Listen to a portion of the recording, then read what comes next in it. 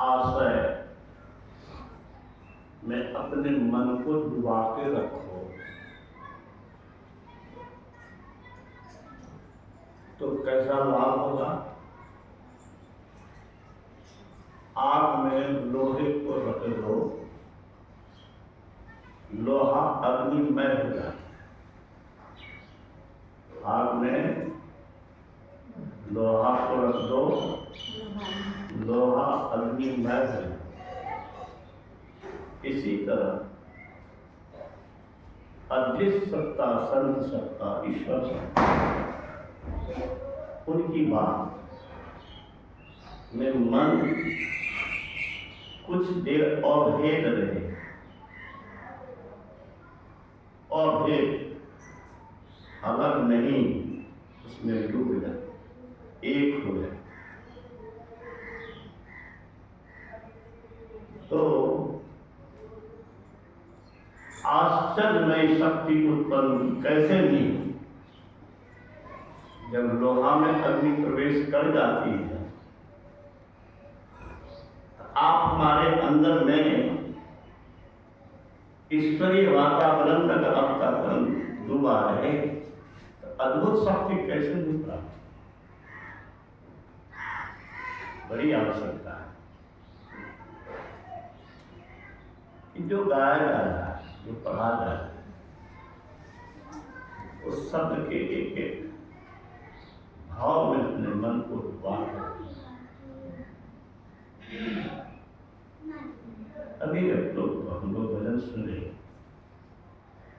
भवसागर में हाँ करो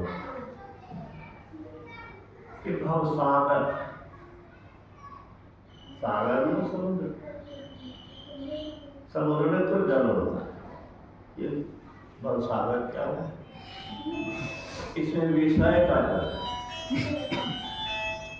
तालाब में, नदी में, समुद्र में पानी है, और इस संसार में क्या है? विषय रूपी जल है। जैसे जल में डूब के आदमी मर जाता है,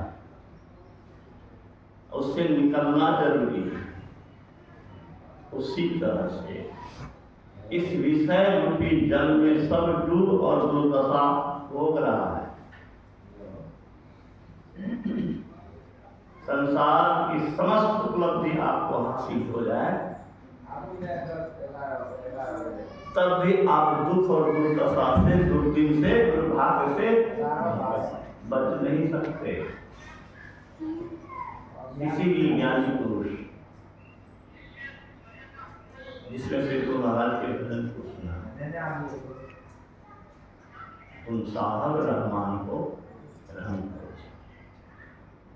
अब सागर में हो पड़ो, खेल उतारो।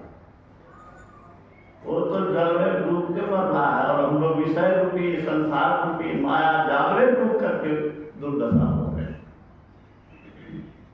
इससे आप ही बात है।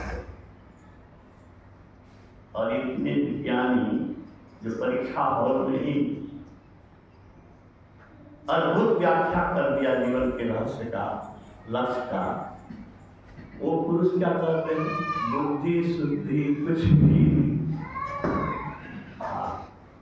इतनी दीनता है। ये गा रहे थे और में